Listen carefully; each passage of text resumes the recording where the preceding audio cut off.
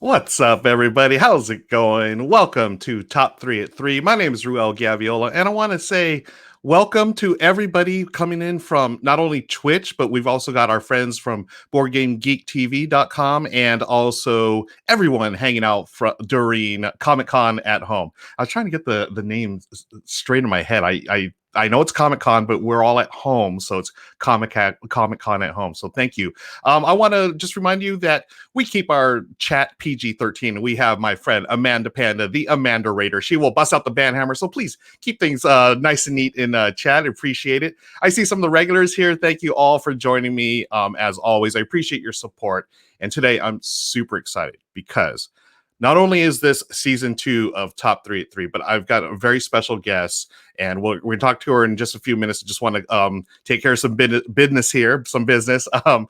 We have a sponsor for this Top 3 at 3, as well as tomorrow's, which we have another guest who I'll announce later. But our sponsor is Tabletop. There it is, right there, Tabletop. For great shirts and board gaming merchandise, please visit tabletop.com.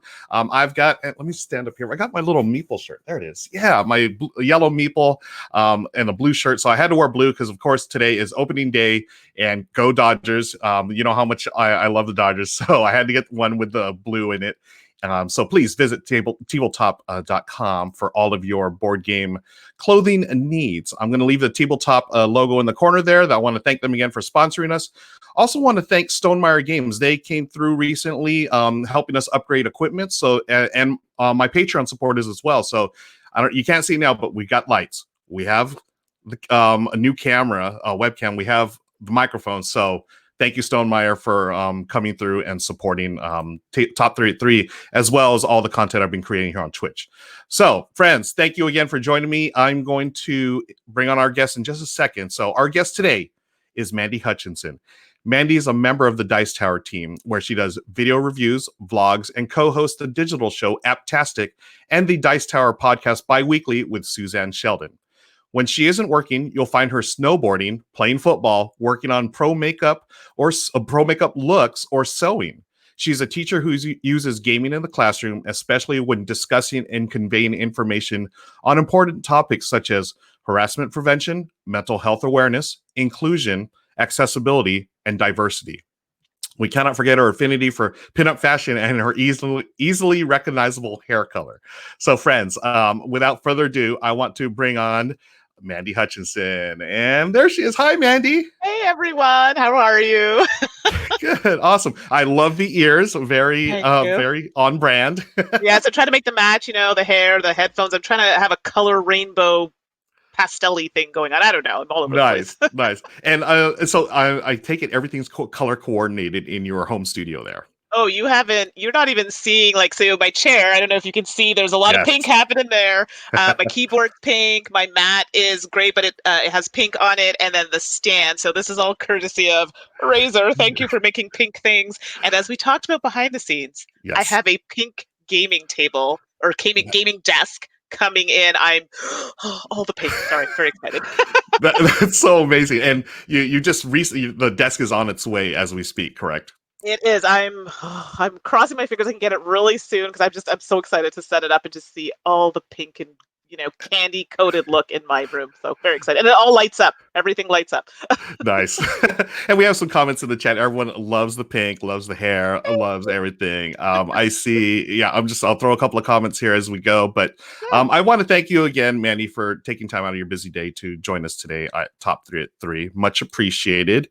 And someone says here, a full pink game. That's dedication.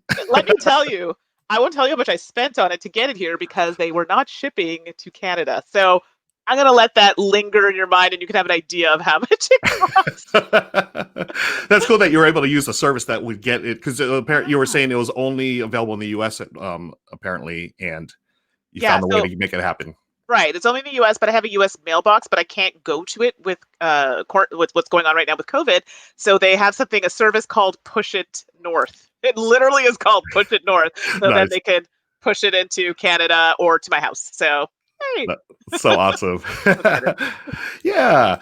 Mandy, let's just so here at Top 3 at 3, for those of you just joining us, welcome. And if you've never seen the show before, this is just my chance to hang out with people who I respect and admire in the not only in the board game industry, but outside of it as well. And Mandy is one of those people. And we share stories about how we got into gaming, or they got into gaming, and then how that led, and then we're going to talk about a top 3 list as well. So let me take this off here. So quick advertisement, tabletop.com. People pop, people pop. Yes, and we are talking to Mandi Hutchinson. Mandi, how did this whole gaming thing start? I mean, as a child growing up, did you have games in your household where you playing the classics like everyone else does, like Risk, Monopoly, and so forth? Oh yes, we had the it wasn't you can have join us for game night. No, we had mandatory family game night. So Oh, it didn't matter if you wanted to play or not, you were playing games. Like that was it. And that my mom's like, we're having family time. Let's play some games. So that was like how that went down. But it was always a good experience. Like it wasn't bad. okay. So some big ones we played, Catchphrase is like, oh my goodness, Oh. that brings back so many memories. And I still have like the old version of it where it's not electronic. It's literally the paper ones that you have to put in, and then you have Okay, to. really? I always thought it was an electronic game. Oh my gosh, it was. No, it had like paper Whoa. disc. Like it's. I have like the purple and teal kind of colored one. It's yeah, my box is falling apart. But that those games like that. I mean, we played the typical Monopoly. My family is really big on chess. Like my uncles, like Oh. that is huge in my family. Mhm. I did not acquire that skill for chess. I'm not particularly great at it, but my family is obsessed. And my grandfather actually does woodworking. He's no longer alive now, but he did woodworking and he made like chess sets and things like that. So Whoa.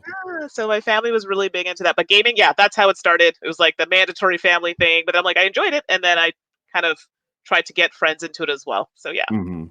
Well, so do you still have like a chess set from your grandfather? Do you have that like squirreled away somewhere Well, or? the problem is having nice things around, and then your family comes over, and they're like, "Oh, this is really nice. Can I have it?" And of course, I mean, if they don't have something, I'll give it to them. I'm kind of sad though because now I'm not going to be able to get anything made from hand by him. So Yeah. no, no more, unfortunately. Well, at least it's still in the family, Yes, so yeah. that's true. That's very true. So mandatory family game night.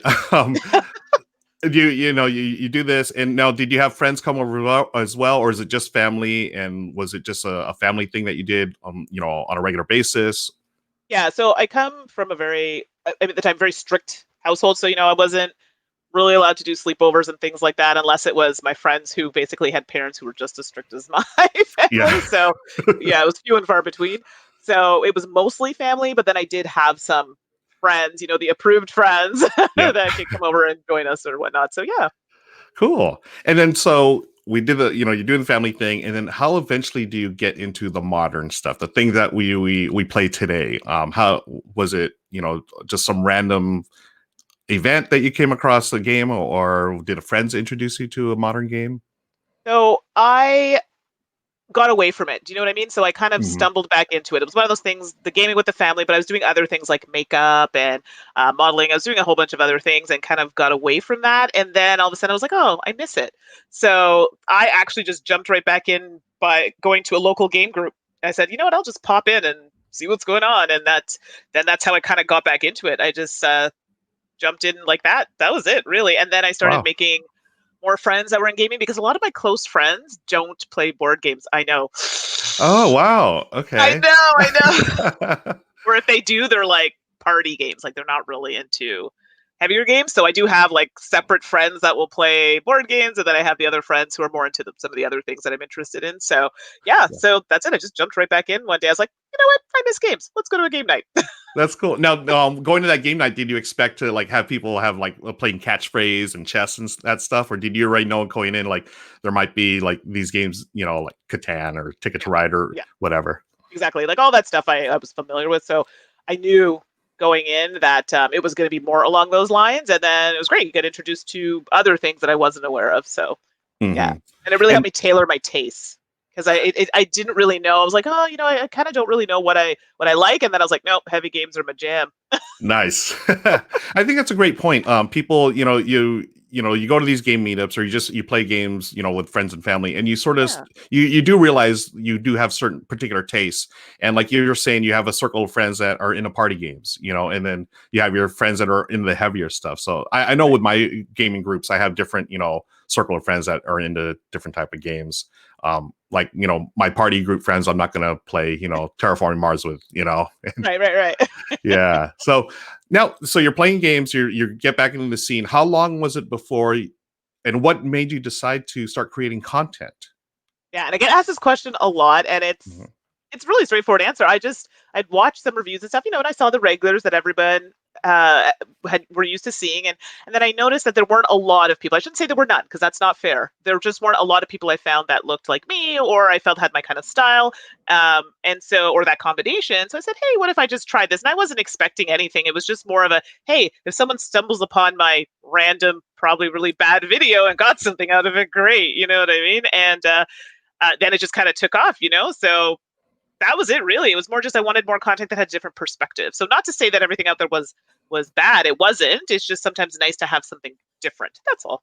Absolutely. Yeah. Again, it's you're creating content, and just, you're bringing your perspective to it, and your viewpoint and your experiences. And I remember that, like, one of the first things I saw that you were in was, I think it was To Die For. Was it To Die For Games? Yeah, so that's my channel. Your Yeah. channel, yes. And I remember I loved the thing that y'all did, where it was games that you play during your lunch breaks, and Yes. it was like the perfect format. It's like, yeah, this is exactly what, a lot of people are looking for, that type of content. So it definitely filled, like, a need out there in content creation.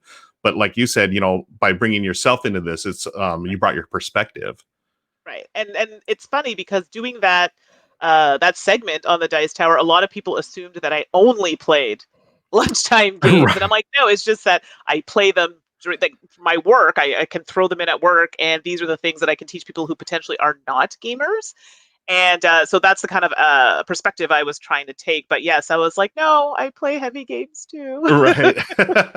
Yeah, it's easy to see that, Right. people, they only see you doing that on YouTube, and they don't, sometimes they forget, like, you're playing all these other games off of YouTube as Right. well. Exactly. Uh, Exactly. and then how long have you been with the Dice Tower, and how did that opportunity come up? Oh boy. Oh, I have to think about that one. Maybe like 3 years, maybe. I'm guessing it might even be more than that. I'm not sure.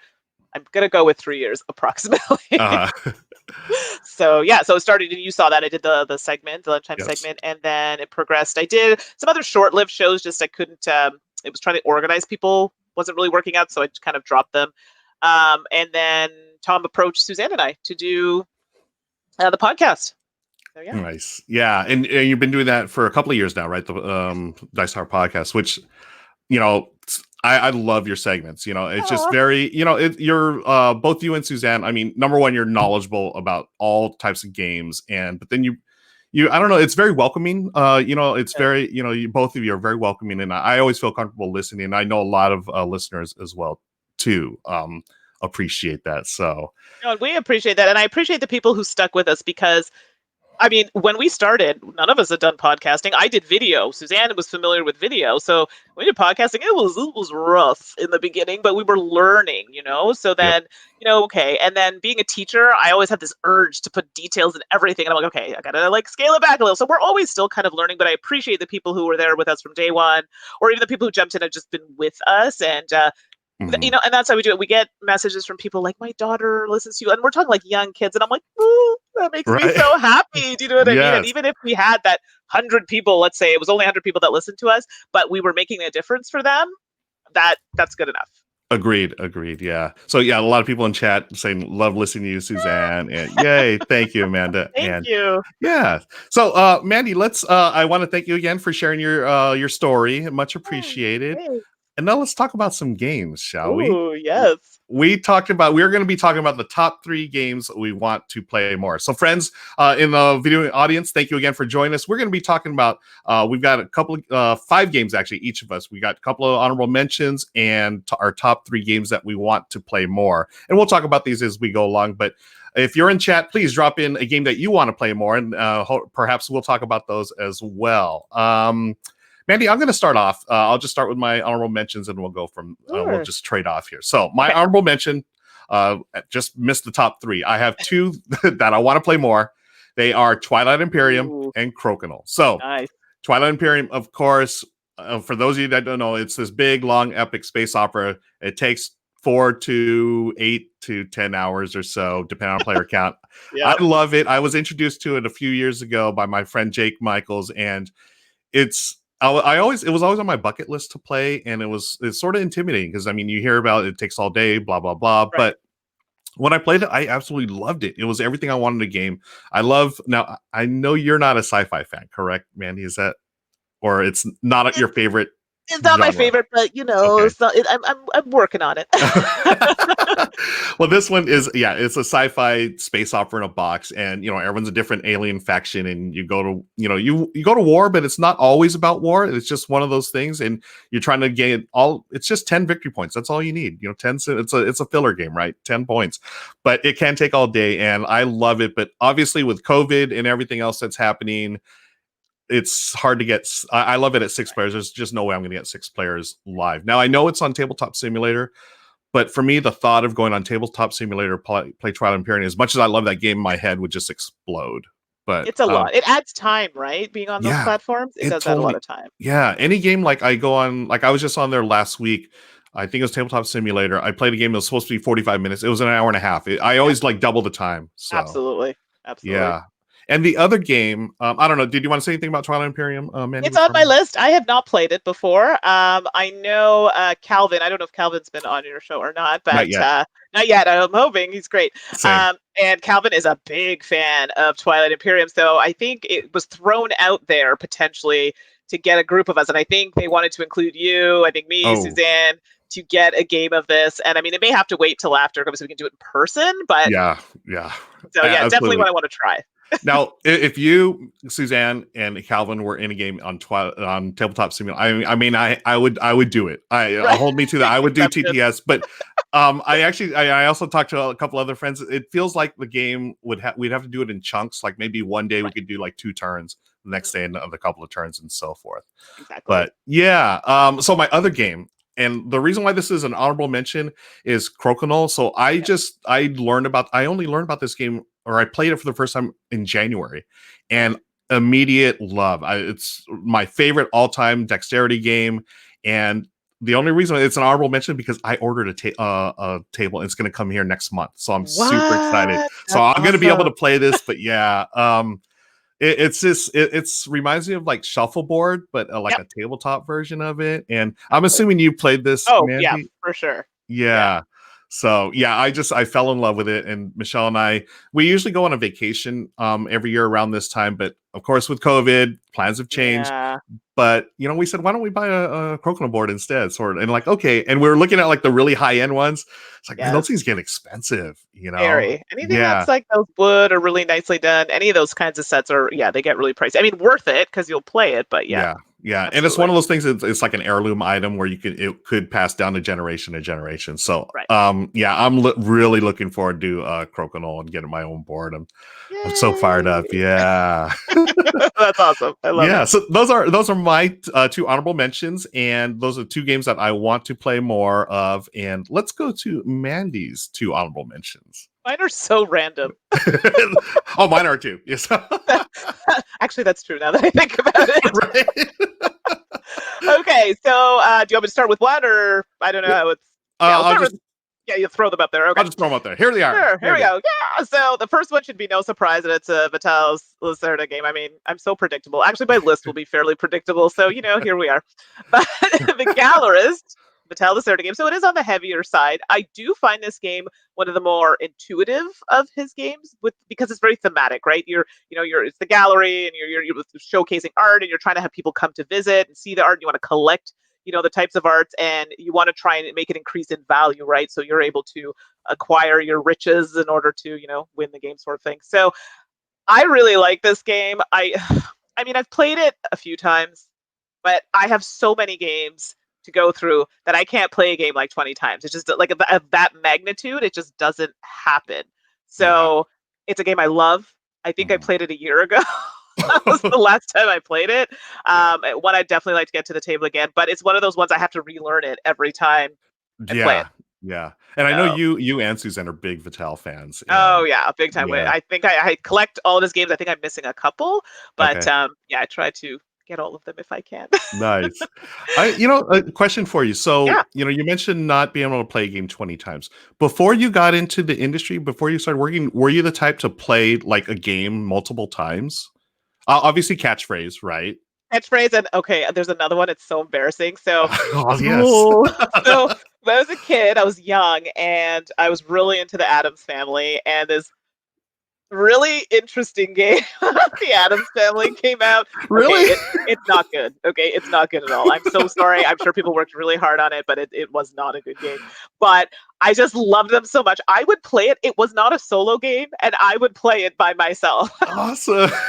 So that and catchphrase I are love probably it. the ones I've played, like the Pictionaries and that sort of thing. But Yeah. outside of that, I'm just not that type of person. It's like a book. I can't Yeah. read a book more than once. And if I read it, I think there's only one book I've ever read more than once. And Oh. that's it. Like, it's not, I Yeah. know the ending. I know the story. I'm good. I don't need to do it again.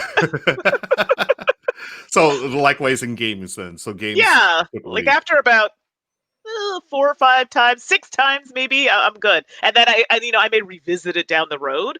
But there are some people who need to play the same game week after week after week, and I can't. That's just not me. That's all. Right. Unless I guess like a legacy game perhaps would Sure, be the but exception. Yeah. it's changing, right? It's a Right. game Right. that changes. So yeah. True. Cool. All right. And your other honorable mention, I love this one. This one. We talked a little bit off this off air, but Right. So yeah. yes, dominoes. So people ask me what type of dominoes. I'll be honest with you. I played it as a kid mostly. I played it a little bit as I was older. I never really thought about what type it was. You just played dominoes. We're playing dominoes, and Yeah.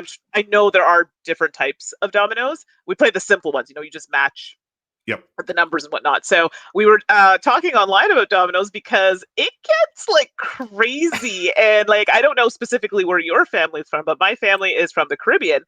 And oh my goodness, like you see people playing it and they're like slamming the Yep. dominoes down, and maybe there's some very colorful language that Yeah. happens at the table, and it gets very excitable. And like if you didn't know, you would think people are mad at each Yeah. other, but they're not. They're just so into it. And for me, the passion behind it and it brings people together, I think that's wonderful. And I do miss playing that. That's something you know what? Next time at a convention, Rel, if you're there, we're gonna lay down some dominoes. Absolutely. Absolutely. Yeah. Yeah. Now I remember so the way we played it, did you keep score? Was there like a way to Yeah, keep score? Okay. yeah, And what yeah. did you call it like houses? We called them houses. I think so. Like it wasn't something. Here's the thing: I never focused on it, but yeah, I Okay. believe that sounds about right. Yeah, and then you fill up houses and a certain number of points. That's the word. Right, Yeah, right, right. next convention when conventions are a thing again, absolutely. Yeah, Like I will slap some bones with you and like exactly. And that's yeah, it. They call them bones. That's bones, right? right. Yep. You got the boneyard. Yeah. Oh, That's something. awesome. Yeah, something about that game. So yeah, my family's from the Philippines,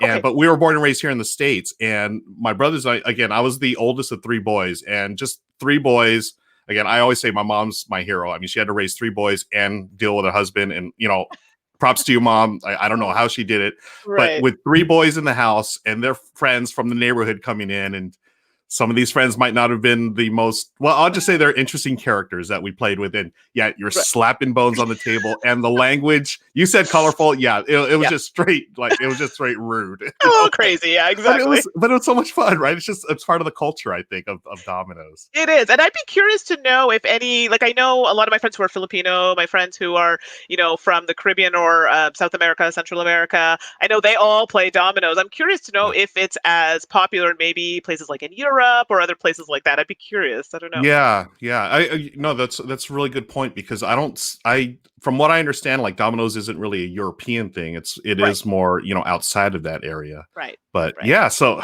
I love the fact you brought up dominoes. It's so great because Yay! this is a perfect segue into my number three game that I want to Ah, play more is backgammon. backgammon. I haven't played Yeah, that in ages. yeah, this game, I learned this game as an adult actually. So Oh, I okay. had a backgammon set when I was a kid. It was just it was like a gift, but it just sat there. No one knew how to play it. So years later, this was I'd say about 10, 15 years ago. I used to play poker, and Yes. at poker night, we do the thing and we play cards, but then there'd be that lull in the action where you're just sort of taking a break or whatever. And my friends and I we saw people playing backgammon. We're like, why don't we learn how to play? So I Yeah. went online and just taught myself how to play backgammon, and then I taught my friends and my family, and we started because it was a way to like instead of playing poker for money, we could play backgammon for money, right? So it was Right. just like it was just like little bits here and there, but it was really fun, and I don't know what it is. I think it's because it's like a classic abstract. You don't really think about it in modern games, but I feel like it still holds up. It's a race. It's a checker race, and it's got its own culture as well. And you had brought up how dominoes wasn't really a European thing. I know backgammon's very big in like Turkey is like it's huge there.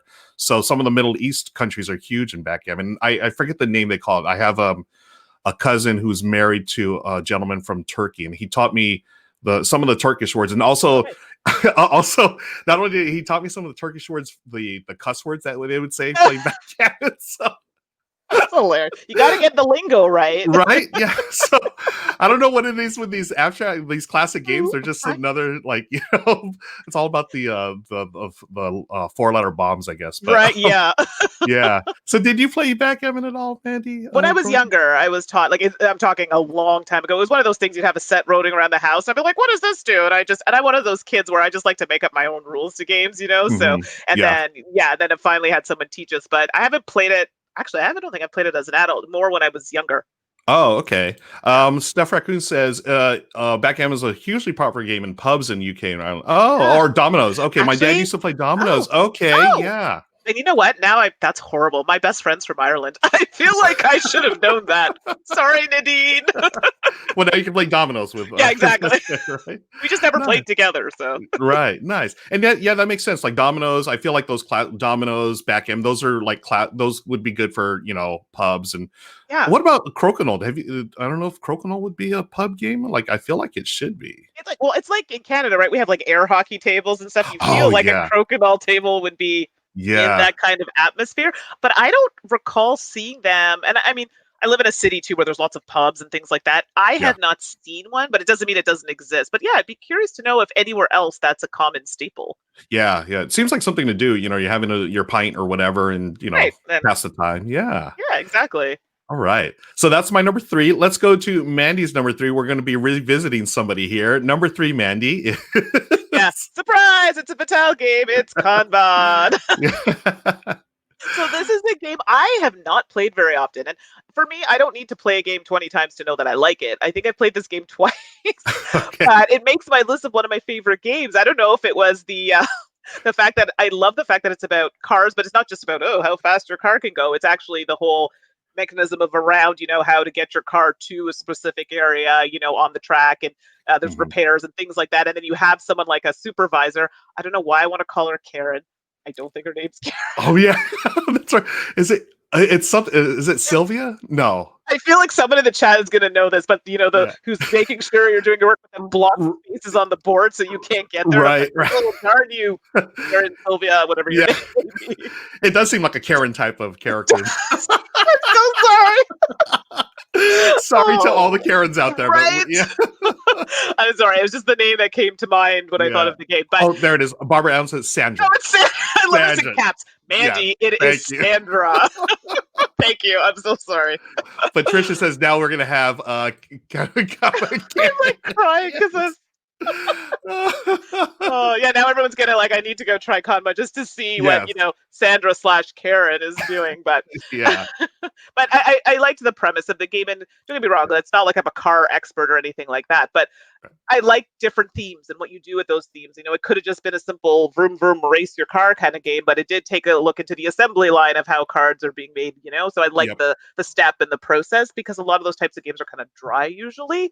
And again, it's complex. I like Mattel games, so it is on the heavier side of the spectrum, but I don't like it just because it's heavy. I do like Vitel's kind of train of thinking when he does these types of games, and this one was no exception for me. So I think I have 3 versions of this game, because I think Eagle Griffin's done it, Stronghold's done it, and I think it's coming out again under Eagle Griffin again, maybe. I'm not even sure. Like the deluxe version. Deluxe version. I kind of had to hold back on that one there. I was like, oh, I can't do it. I thought for sure that was automatic with you. Oh, interesting. I gotta drop $200 on one of those. So I'm like, it was like gaming desk, Ugh. I think you made a good choice there. Yeah. So Definitely. Kanban is one that I'm hoping eventually when all this is over. Actually, I don't even know if it's on digitally. I would play this digitally. I think it is on I think it's Tabletopia. on. Yeah, I think you're right. I believe it is on Tabletopia. Okay. Well, now there's Yeah, no excuse for me not to there you play it go. again. So Kanban. Nice. Kanban is Mandy's number 3. Yeah. And we do have some people are shouting out Kanban, and Yeah. R. Smith says number 1 game. Yes. Yes. Thank you, folks. Thank you, folks. And let's see. I'm going to move on to my number 2. This game, who is, I forget I think it's, gosh, is it Big Potato Games? I think this is the company that does Oh, it. Big Potato? Big. Yeah, is it Big Potato? It I is. forget. It's that Yeah. potato game. Yeah, I'm pretty sure it's Big Potato Games. Yeah. yeah. So it's Don't Get Got. And this one, I just played it for the first time right before COVID hit. It was a friend's birthday. My shout out to my friend Daryl. It's his birthday. And this is a game that it's sort of like a game that you play while you do other things. It's a Right. Okay. like ultimate metagaming, right? So everyone has like this God. little wallet of cards. I Have played you it. played it? Yes, I yes. played it. I played it Yes. at Aircon. Oh, and guess Okay. what? I need to do a shout out. Sorry, before you start, I'm sorry to interrupt you. You're good. You're good. The Brothers Murph. Do you know how many times I got? Yeah, there was no way I was winning. Really? And he got me, and was it Mike got me on a John Denver song. I'm sorry, if you start singing John Denver, I'm gonna sing along, okay? So, and was that one of his quests? yes, Oh it my! was. I was like, yeah, that's such a good song, and I'm singing it. Oh, And he take me said you got. home. Oh, yeah. Anyway, That's so good. Shout out to the Brothers Murphy. Yes. So, folks, if you haven't played this one's from Big Potato Games, and it's a game that you play. It's like the perfect convention game, right? So, absolutely. if you're at a gaming convention or whatever, it's something you do as you play other games, and every player has a secret wallet of I think it's like 3 or 4 secret missions, Exactly. and you're trying to complete these, and they range like there's just all kinds of silly stuff, right? And like Mandy said, one of Mike's missions was to get her to sing, John Denver song. Yeah. And when we played with my friend Daryl's birthday, I think there was like 6 of us or so, and we were playing games the entire night. We'd started this one, and sure enough, we're getting each other doing these silly things. It's so much fun, and it's one of those things. I think it'd be great during the holidays. Oh yeah. Family gathering or whatever. And it's sort of a bummer that I wasn't able to play it at a convention because I feel like this was like the perfect convention game. You'd love it at a convention. It's great. Yeah. It works really well, actually. Nice. Yeah. Now there is a version that they just released that you can use for Zoom or Skype. Oh, I didn't know that. Yeah, so folks, go to Big Potato Games, and I think it's every player downloads like a little PDF file, and they're all different missions. And when you're in a meeting in Zoom or Skype, you can do stuff and get got basically. Oh yeah, so that is my number 3 or my number 2 game that I want to play more, and that is Don't Get Got. And it is Big Potato. It is Big Potato. Yeah, that's what I thought. Yeah, no, it's good. Honestly, I'm not a big party games type of person, but I had a lot of fun with that. I was terrible at it. Yeah, but I still had fun too. being terrible. So yeah, no, it's a very good one. Good choice. Nice, thank you. Okay, let's go to your number 2, Mandy. My number 2 is probably actually I've seen some of the names in the chat, so I know for a fact that they are going to agree with me on this Nice. one. But Nippon. So again, Nippon is one of those games that I'd heard, oh, it's so good. I've only played it a handful of times, and just every time it tries to get to the table, there's I review games, so there's something else that comes up that I have to look at to review. So for those who haven't played it, it's a area majority type game, and you're basically trying to gain control, invest in new industries, improve your tech knowledge, shipping goods to foreign countries, that sort of thing. Basically, in the industrialization of Japan. So that's a lot of words. All you need to know is that you want to be very present on the board. And I like the mechanism, with the bag and the people. I don't know. Have you played it?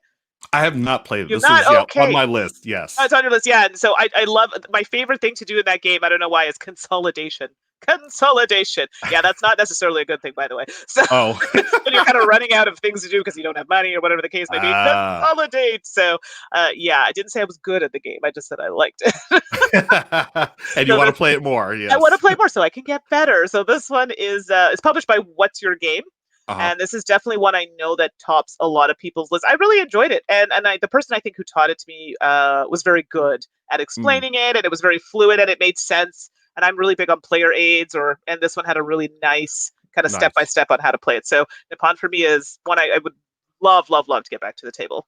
That's awesome. And you talk about players, Michelle, my wife and I talk about all the time. Like, I wish, like, sometimes, we're always talking about like deluxe games and all these cool versions of games. Like, you know what? I'm very simple. I give me a really good player aid in Yep, every single game, and I will be happy. And like, absolutely. I can bling it out on my own, but if you give me a really nice player aid, I will pay that extra money for that. Right? And as a teacher, the first thing I do is, okay, let's look at the rules. Oh, no, no, no. And then and if it's like a long game or something where you have to remember a lot of things, okay, so where's the play? There's no player aid. Are you kidding me? So then I'll go to BGG and thank goodness we have Yeah. some proactive people who Yep. will make player aids. And I'm like, oh, bless you. Yes, exactly. As a teacher, do you ever make your own player aids for certain games that you can't find on BGG or whatever? If I have time.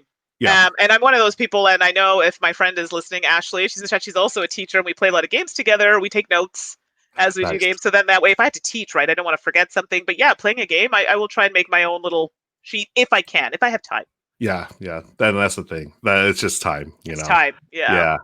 All right. Awesome, Mandy. Thank you. Now, folks, we are at our number ones here. So these are games that Mandy and I want to play more. I'm going to start off with my number one. It's actually right behind me there. My number one I want to play more is Brass Birmingham. Good choice. Thank you. I absolutely love this game. This one, I think it came out 2 years ago. It's based on the original Brass from Martin Wallace. Came out with a new version from Roxley, and it was actually Brass Birmingham and Brass Lancashire, which I have not played. Okay. But I absolutely love Brass Birmingham. It's one of those games. I love it at 3 and 4 players. I played it too. It's good at 2 as well. And I heard there's a solo variant that people have worked up. You know I what? don't know. I believe that because my friend who I play it with, she got it and she plays a lot of solo. So you know what? There probably is a solo version. Okay, yeah, Very, nice. yeah. Yeah, this game. I mean, it's a pick up to deliver game, but it's got the different.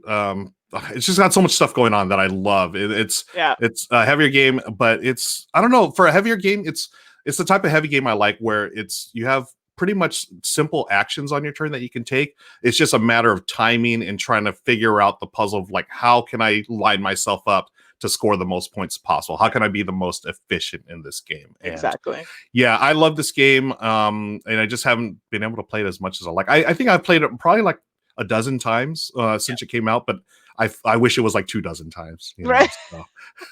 So Brass Birmingham, that is my number one game that I want to play more of. Which one is the one? And I always get them confused where it's like it kind of runs a certain way, and then like the second half of the game it switches it up.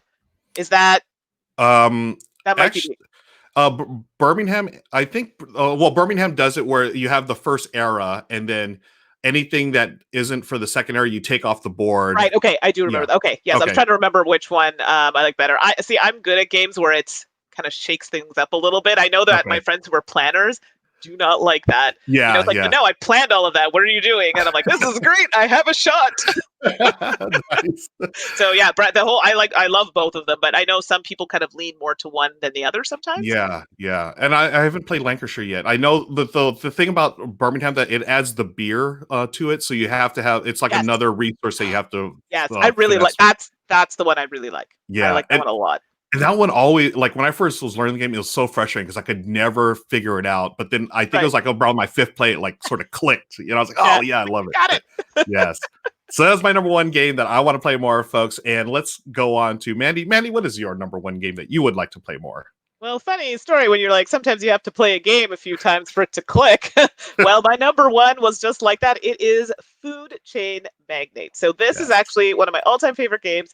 I've oddly enough played it more than I've played the other two that I've mentioned. But it's a weighty game. And I think I love the fact that it has that kind of vintage vibe, the whole look, the theme of it, right? Because you're building a fast food chain. And you want to build your company and try and get the good advertising and get the word out for people to come by your restaurant. And I think because I work in even though I'm a teacher, I work in human resources, I'm really used to how an org chart works. So I love this game where you have an org chart. Nice. Like, oh, this is like my job. I know this.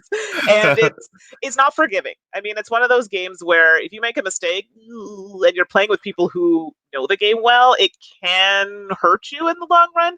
Yeah. But it's one of those games I want to keep playing to get better, try a different strategy. And to me, that's an interesting game if I want to do that. It doesn't crush my spirit like another game that I'm not going to say because Suzanne loves it and it just Uh-huh. crushes my soul and makes me feel horrible. Food Chain Magnate does not do that.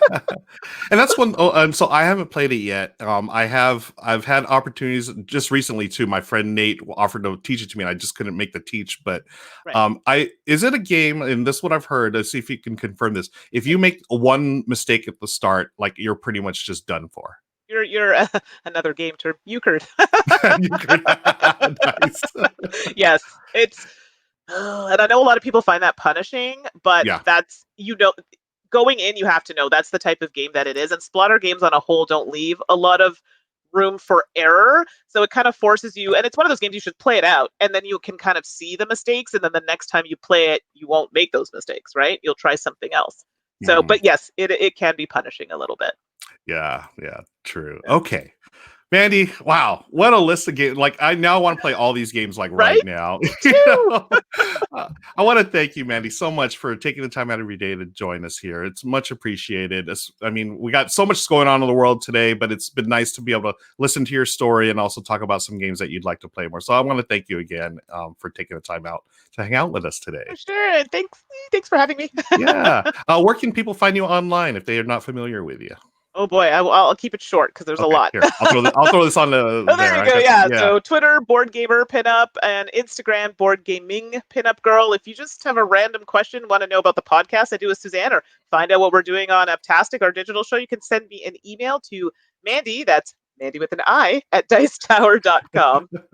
That's what you say at the end of the podcast too. Yeah, there's a That's so great. reason. I love Eh, it. People were sending me emails to Mandy with a Y, and I wasn't getting Oh, them. And then so Kenny made two emails for me, one with an I and one with a Y that oh filters wow, to the I. nice, awesome.